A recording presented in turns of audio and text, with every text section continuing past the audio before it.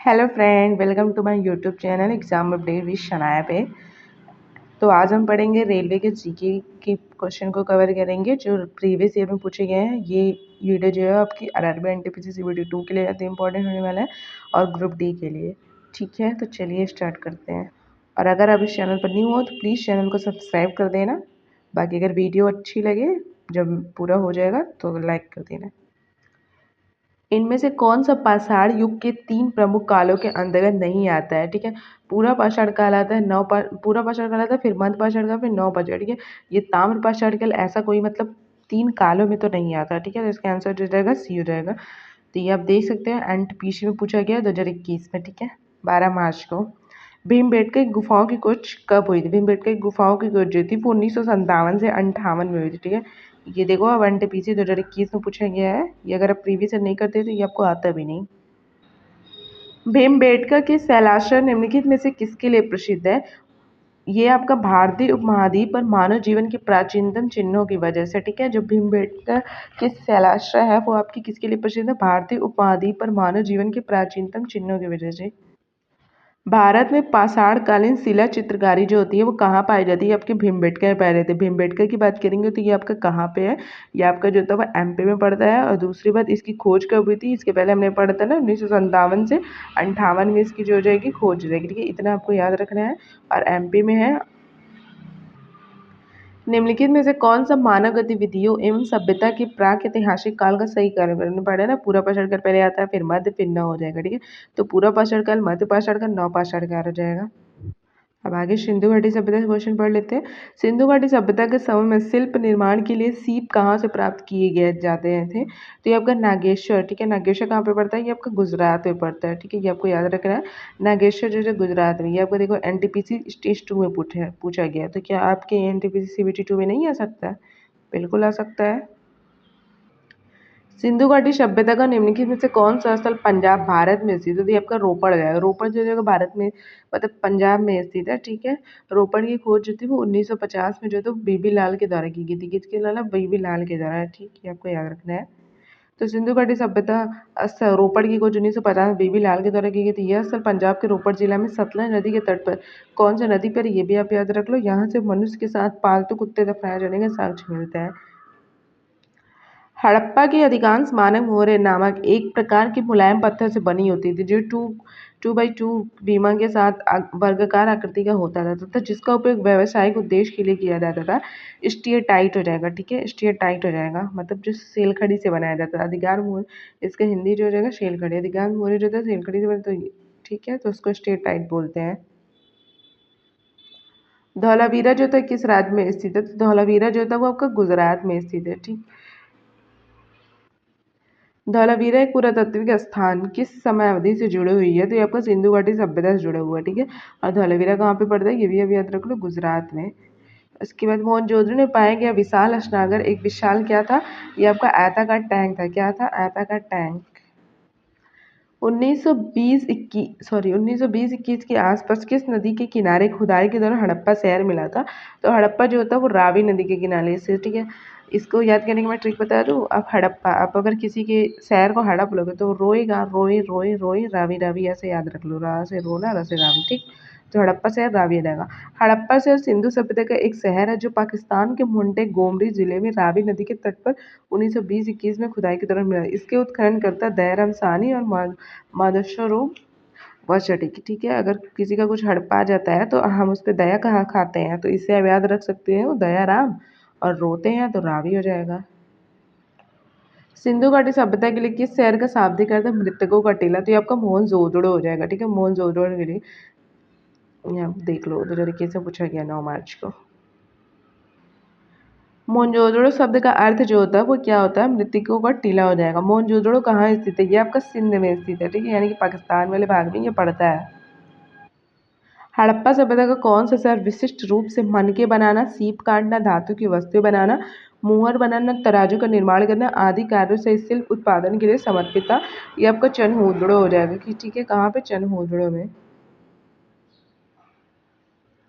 सिंधु घाटी सभ्यता के निम्न में से किस स्थल को जो था सबसे पहले खोजा गया था? तो किस स्थल को सबसे पहले खोजा गया था? तो ये जो हो जाएगा आपका हड़प्पा हो जाएगा। ठीक है, हड़प्पा आप किसी कोई आपका कुछ हड़प लेके तो आप रोगे, तो इससे आप याद रख लो रावी नदी के किनारे स्थित है। ठीक है, और उत्खननकर्ता की बात करेंगे तो राखलदास बनर्जी, दयाराम साहनी। ठीक है, ये भी आपको याद रखना है। पत्थर की बनी नृत्य करते हुए पुरुष की मूर्ति नटराज किस स्थान पर पाई गई थी? जबकि हड़प्पा पर पाई गई थी। ठीक है, और इसकी ऊंचाई भी आप याद रख लो 7 से 8 इंच है। ठीक है, आप याद रखो। इनमें से कौन सा हड़प्पा स्थल गुजरात में पाया जाता है? गुजरात में आपको जो था धौलावीरा मिलता है। ठीक है, निम्नलिखित में से कौन सा जो सिंधु घाटी सभ्यता का हिस्सा जो हो जाएगा? नहीं हो जाएगा। मोहनजोदड़ो आपके है। ठीक है, जो सिंध में पड़ता है। हड़प्पा भी सिंध में, लोथल जो रहेगा आपका गुजरात में रहेगा, लेकिन उरुक ऐसा कोई सिंधु घाटी सभ्यता स्थान नहीं है। ठीक है, ये जो रहेगा ये आपका हिस्सा नहीं है, तो आपका ऑप्शन डी जो जाएगा सही हो जाएगा। सिंधु सभ्यता के इनमें से किन स्थलों में जलाशय के साक्ष्य मिले हैं? तो आपका धौलावीरा हो जाएगा। ठीक है, धौलावीरा कहाँ पे है? ये आपका गुजरात के कच्छ के रण में स्थित है। इसकी खोज जो है जेपी जोशी ने की थी। ठीक है, 1967 से 68 में यह नगर आयताकार बना था। यहाँ एक विशाल जलाशय का साक्ष्य मिलता है। सुरकोटदा से कलश समाधान के साक्ष्य मिले। रोपड़ से सेलखड़ी की मुहर मिली। मृदभांड कुल्हाड़ी आदि के साक्ष्य पाए गए थे। यहाँ के निवासी जल संचय की कुशल अभियंता कला से परिचित थे। पुरातात्विक स्थल सुरकोटदा किस राज्य में स्थित है? सुरकोटदा की बात करेंगे तो आपको गुजरात में स्थित है। सबसे ज़्यादा जो मतलब सिंधु घाटी सभ्यता के सबसे ज़्यादा जो साक्ष्य मिले हैं वो कहाँ से मिले हैं? वो आपके गुजरात से। ठीक है, सबसे ज़्यादा स्थल जो मिले हैं वो आपके कहाँ मिले हैं? गुजरात से मिले हैं। ये भी आपको याद रखना है। 1944 में भारतीय पुरातत्व सर्वेक्षण के महानिदेशक के रूप में किसने पदभार संभाला और हड़प्पा की खुदाई का जिम्मा लिया? तो आपका रेम व्हीलर हो जाएंगे। ठीक है, रेम व्हीलर हो जाएंगे। प्रसिद्ध सिंधु घाटी स्थल मोहनजोदड़ो की पहली बार खुदाई किस प्रख्यात भारतीय पुरातत्वविद द्वारा की गई थी? आर डी बनर्जी हो जाएंगे। कौन? आर डी बनर्जी के द्वारा की गई थी, यानी कि राखलदास बनर्जी के द्वारा मोहनजोदड़ो की खोज की गई थी। दयाराम साहनी के द्वारा जो है वो आपका हड़प्पा की खोज की गई थी। ठीक है, ये भी आपको याद रखना है। और मोहनजोदड़ो का अर्थ होता है मृतकों का टीला। सिंधु घाटी सभ्यता कितनी वर्ष पुरानी है और दक्षिण में गंगा घाटी के निचले क्षेत्र उत्तर में मालवा तक फैली हुई है? तो आपका 3000 ईसा पूर्व वर्ष पुरानी है। इस विकास 5000 बीसी ईस्वी से मालवा के दक्षिण की ओर एवं उत्तर की ओर गंगा घाटी के पूरे तलहटी क्षेत्र में हुआ है। तो सिंधु घाटी सभ्यता का विकास, ठीक है, 5000 बीसी से। हड़प्पा सभ्यता 2500 बीसी के आसपास विकास किया था। आज हम उन्हें क्या कहते हैं? पश्चिमी भारत और पाकिस्तान बोलते हैं। ठीक है, क्या बोलते हैं? पश्चिमी भारत और पाकिस्तान।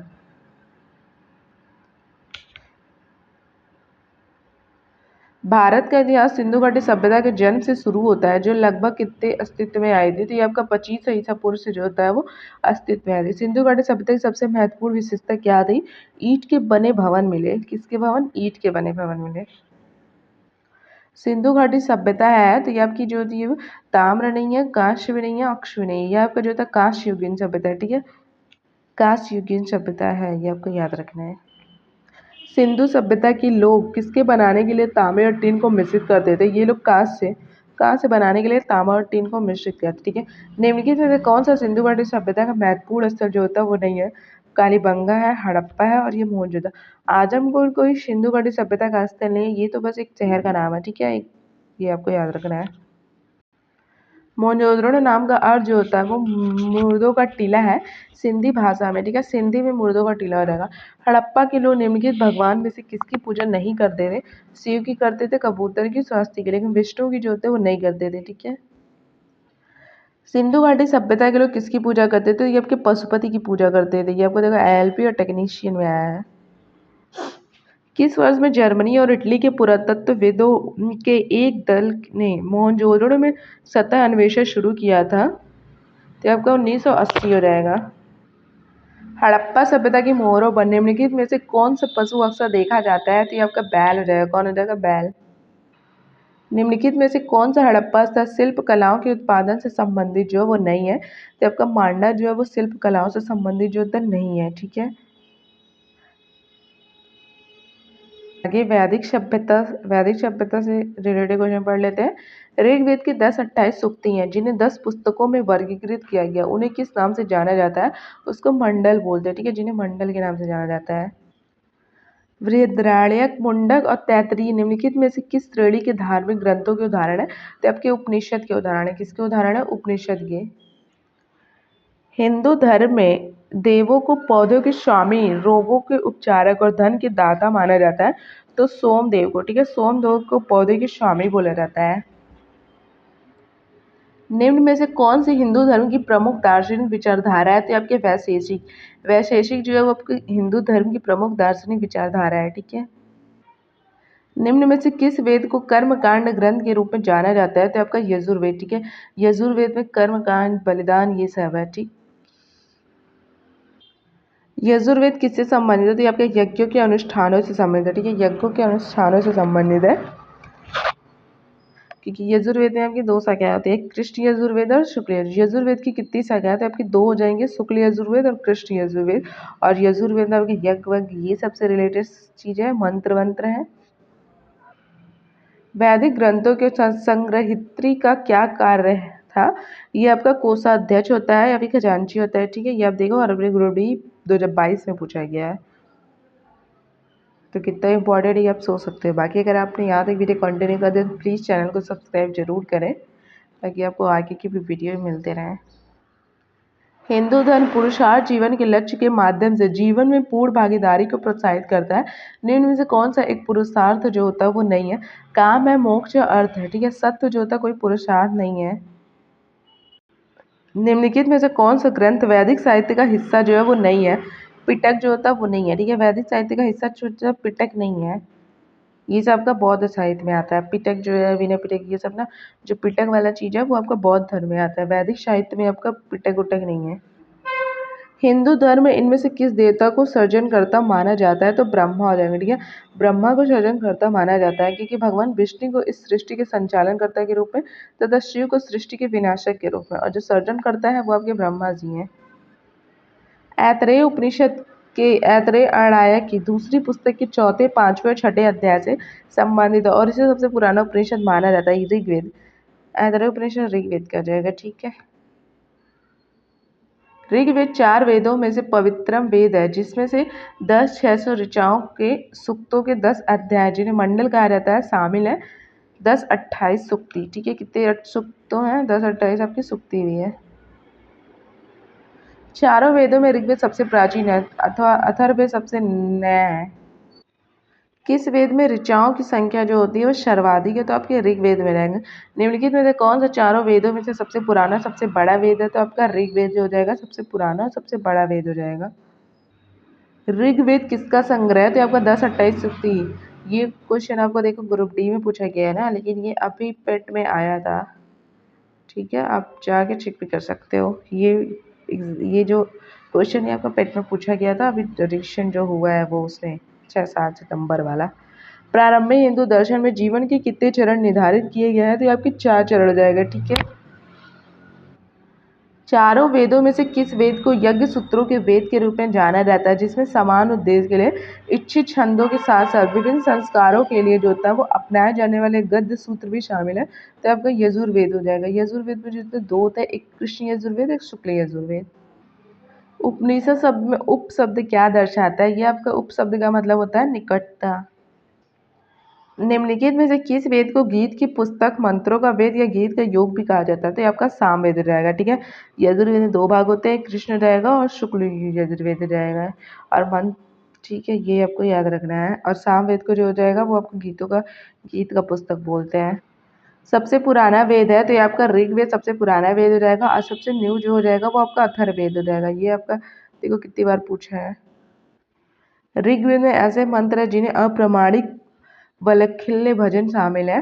तो ये आपका जो था 10-28 मंत्र है, ठीक है। ऋग्वेद में 10-28। ऋग्वेद में कितने मंत्र है? तो ये आपका 10-28 मंत्र है।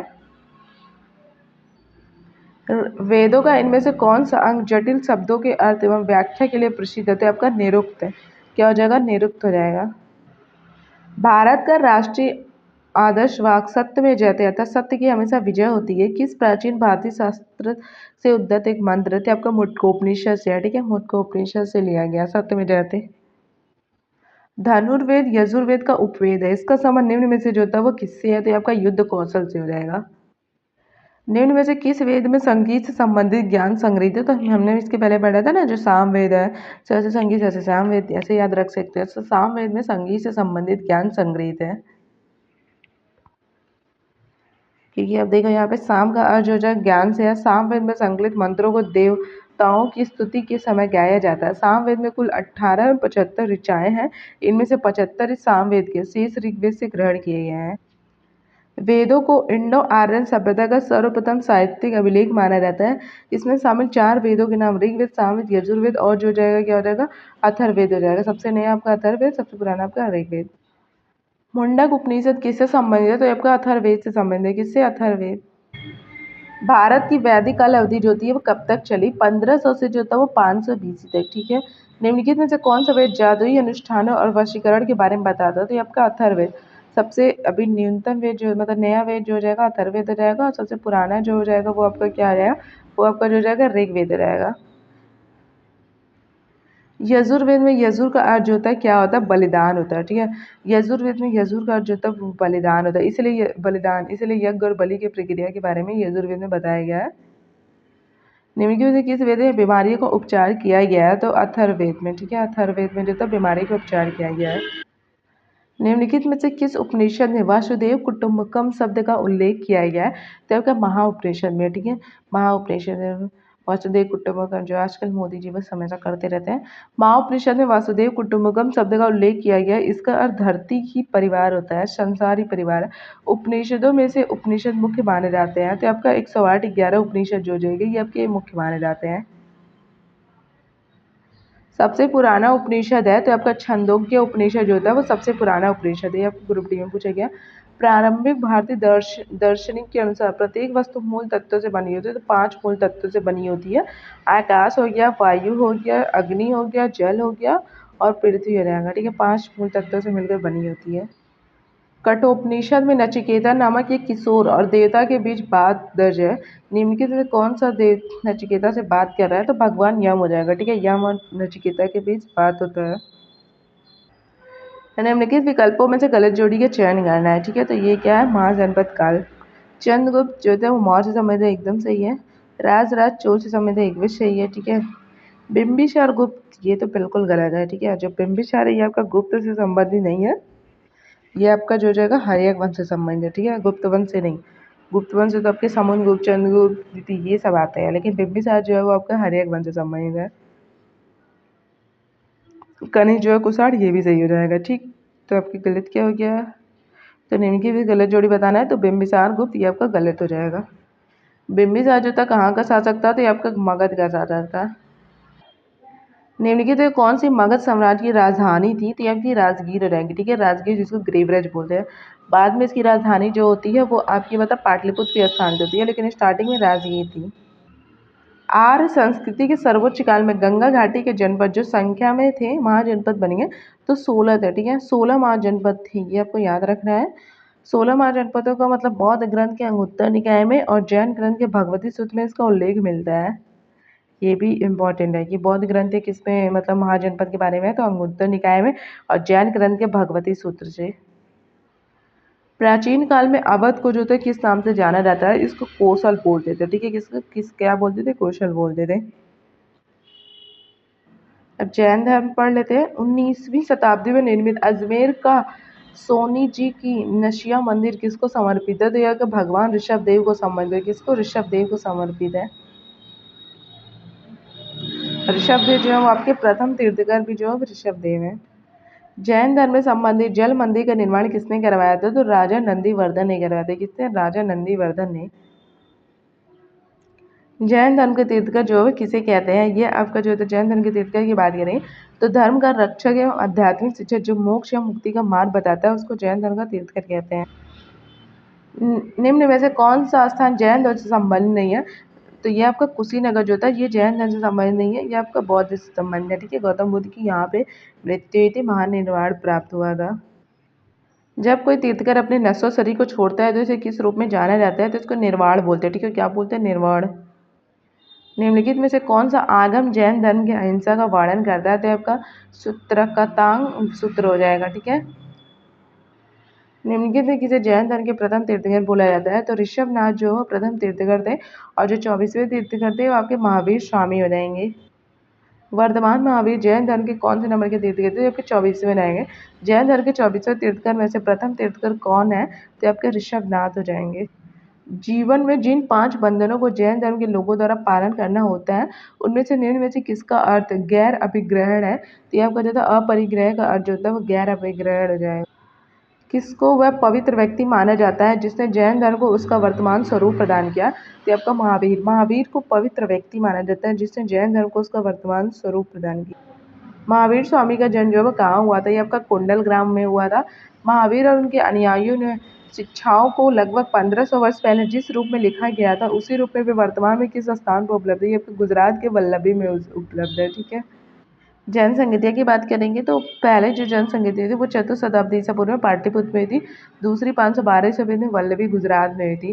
पहले के अद्वैतस्थूल दूसरे के देवाद्री क्षमा श्रवण हो जाएंगे। ठीक है, जैन धर्म में जैन शब्द संस्कृत शब्द जिन से लिया गया है जिसका अर्थ है अर्थात जिससे सभी मानवीय भवावेशों विजय प्राप्त के लिए।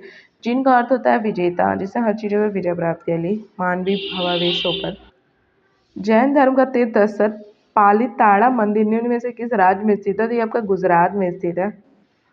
दिगंबर संप्रदाय में से किस धर्म से संबंधित है? तो आपके जैन धर्म हो जाएंगे। 6वीं शताब्दी ईसा पूर्व के प्रारंभ में भगवान महावीर का जन्म निम्नलिखित में से किस स्थल पर हुआ? तो आपका वैशाली में हुआ था।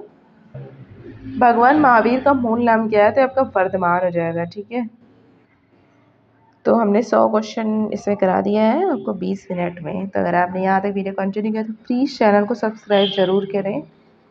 बाकी आगे पढ़ते हैं। जैन मठ संस्थानों को क्या कहा जाता है? तो आपका वशाधीश बोलते हैं। क्या बोलते हैं? वशाधीश। महावीर किसके तीर्थकर में अंतिम तीर्थकर माने जाते हैं? तो आपके 24वें तीर्थकरों में से अंतिम तीर्थकर माने जाते हैं। 24वें जैन तीर्थकर का नाम क्या था? तो आपका महावीर हो जाएगा। पार्श्वनाथ जो एक क्षत्रिय और बनारस के राजा हुसैन के पुत्र थे वो कौन से जैन तीर्थकर बने? वो आपके 23वें हो जाएंगे। ठीक है, पार्श्वनाथ 23वें, और पार्श्वनाथ का जो मतलब प्रतीक चिन्ह था वो आपका सर्प था। ठीक है, त्रिरत्न की अवधारणा जो है वो किससे संबंधित है? त्रिरत्न की अवधारणा जो है वो आपकी जैन धर्म से संबंधित है, बौद्ध धर्म से। ठीक है, इसका मुझे लग रहा है सबको मतलब इसके मार्क्स मिले होंगे क्योंकि दोनों इसको, क्योंकि जैन धर्म में भी आपके 3 रत्न आते हैं, सम्यक दर्शन, सम्यक ज्ञान, सम्यक आचरण, और बौद्ध धर्म में भी आपके 3 रत्न आते हैं, बुद्ध, धम्म, संघ। आरआरबी द्वारा इस प्रश्न को निरस्त कर दिया गया। निम्नलिखित में से अनुसरण किए जाने वाले धर्म और पवित्र पुस्तक की कौन सी जोड़ी जो है संगत है? इस्लाम, कुरान, ये भी सही है, ये भी सही है, ये भी सही है। आपका जैन धर्म उपनिषद ये आपका गलत हो जाएगा। शब्द श्वेतांबर किससे जुड़ा हुआ है? तो आपका जैन धर्म से जुड़ा हुआ है। ठीक है, बौद्ध धर्म से रिलेटेड क्वेश्चन पढ़े थे। बुद्ध ने अपना प्रथम उपदेश सारनाथ में अपने 5 शिष्यों को दिया जिसे कहा जाता है धर्म चक्र परिवर्तन। ठीक है, अपना पहला उपदेश जो होता है वो उसको धर्म चक्र परिवर्तन बोलते हैं जो कि सारनाथ में दिया। वैशाली में द्वितीय बौद्ध संगति किसके द्वारा संचालित की गई थी? तो आपके काला शोक हो जाएगा। ठीक है, बौद्ध धर्म की संगति की बात करेंगे तो आपकी 4 संगतियाँ थे, प्रथम, द्वितीय और तृतीय, चतुर्थ। ठीक है, पहले के जो समकालीन साल, पहले में अजातशत्रु, उसके बाद काला शोक, फिर अशोक, फिर कनिष्क।